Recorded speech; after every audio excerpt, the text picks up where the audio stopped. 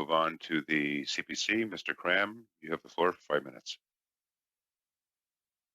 Okay, thank you, Mr. Chair, and thank you to all the witnesses for tuning in today.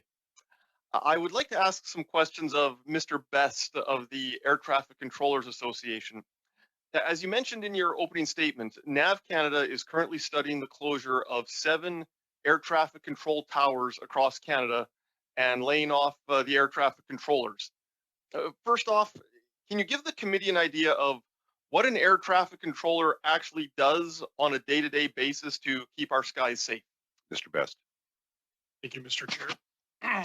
Well, I can liken it to a police officer at an intersection where there's no red light or the lights are out.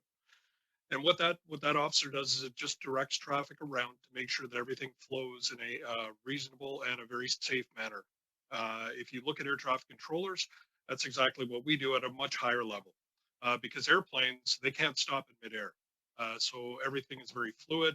But that's literally what we do. We're constantly moving airplanes around, making sure that they get from gate to gate safely every time. Mr. Kram. Very good. And it's been said a few times at this committee that restarting the air travel sector after the pandemic will not be like flipping on a light switch.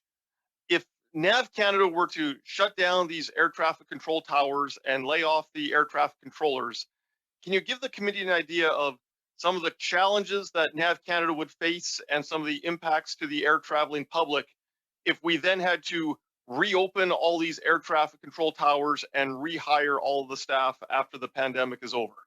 Mr. Best. Thank you, Mr. Chair. Hopefully they'll still be around if they are laid off. Because if they're not and they're scooped up by many other air navigation service providers around the world, if not, like I said before, all the exception of a handful were terminated in September. But with regards to our staffing prior to COVID, so if you go back to March the 12th, that's a day that we like to use. We were about a little bit more than 13% short staffed. The previous year, NAV Canada spent $100 million on overtime. And with all the retirement incentives that have now been given and the potential layoffs, we could be more than 20% short.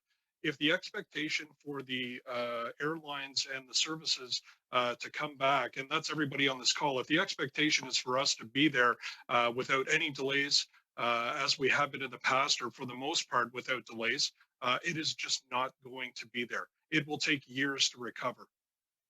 Mr. Kram. I see. On Tuesday, the committee heard testimony from representatives of the IBEW and PIPSC, the two of the other unions represented who represent workers at NAV Canada. And those two unions are proposing a $750 million subsidy to NAV Canada contingent on a moratorium on layoffs. Does the Air Traffic Controllers Association share the position of the other two unions? Mr. Best.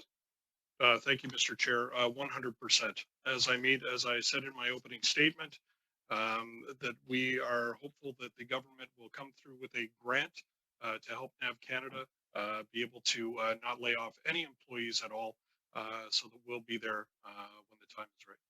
Mr. Kram.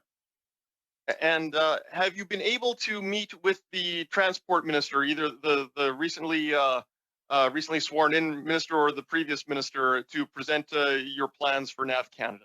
Mr. Best. Thank you, Mr. Chair.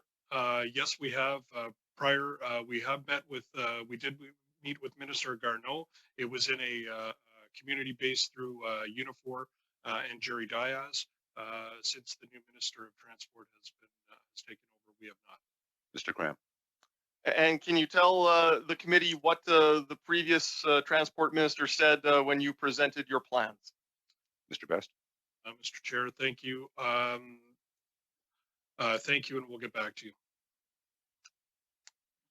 Mr. Kram. And has the minister gotten back to you? Mr. Best. Mr. Chair, the minister, through some of his aides, did respond to some of our concerns. We did have subsequent meetings. However, there's been obviously no resolution to date.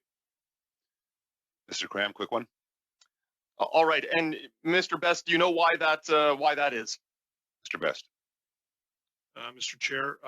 Honestly, I do not know. We have spoken with others in government, out of the Prime Minister's office, as well as several other MPs. I believe Mr. Biddle may have been one of them at one point in time. But as I said, to date, there's been no resolution. Thank you. Thank you, Mr. Best. Thank you, Mr. Kram.